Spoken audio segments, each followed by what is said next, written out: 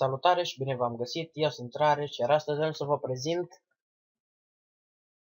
un site de unde puteți să descărcați jocuri sau aplicații pentru Android, pentru telefoanele cu Android, dar și pentru iOS, cred.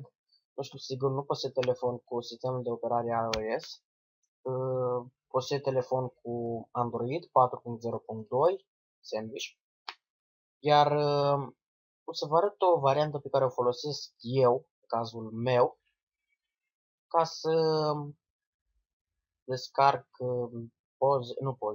aplicații, mă scuzați, și jocuri.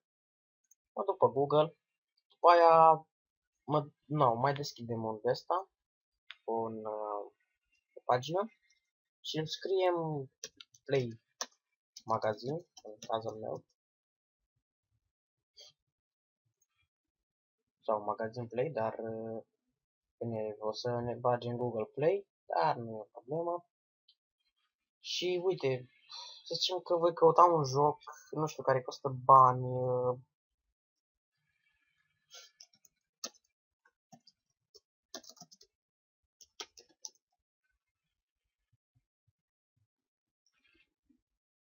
da, nu știu, ăsta este, uitați-vă, care costă bani și care este gratis sau care costă bani, dar era unul care, îl știți voi, și nu, este rol. Uitați, ați greșit. Da, uitați, îmi pare că ăsta e, nu.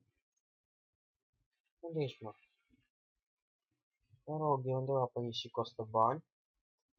Dar, nu știu, eu o să mă duc pe jocuri și o să caut un joc care costă bani. De exemplu, nu știu, ăsta să zicem, Farming Simulator. Da?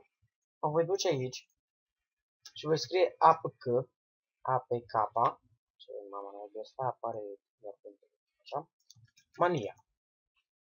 Dam pe apkmania.com, o să aveți în descriere linkul. Vă duceți aici și scrieți numele. În cazul nostru, Farming Simulator. Da, o să fac asta de câteva ori, nu știu de ce face asta, dar este un site extrem de bun, care îl folosesc.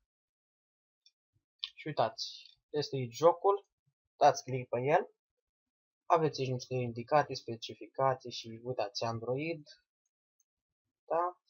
Poze cu el și dați aici pe Download Now.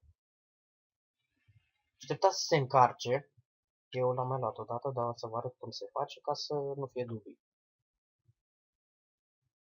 Scrive și ne va duce pe Zippy, sau cum zice, și dați pe Download. Și dați să apară aici, îl băgați unde aveți voi și să jucați. Cam atât. Atât a fost tot ăsta. Nu uitați să dați like, subscribe, share pe Facebook dacă vreți. Și o să mai revin. Salut!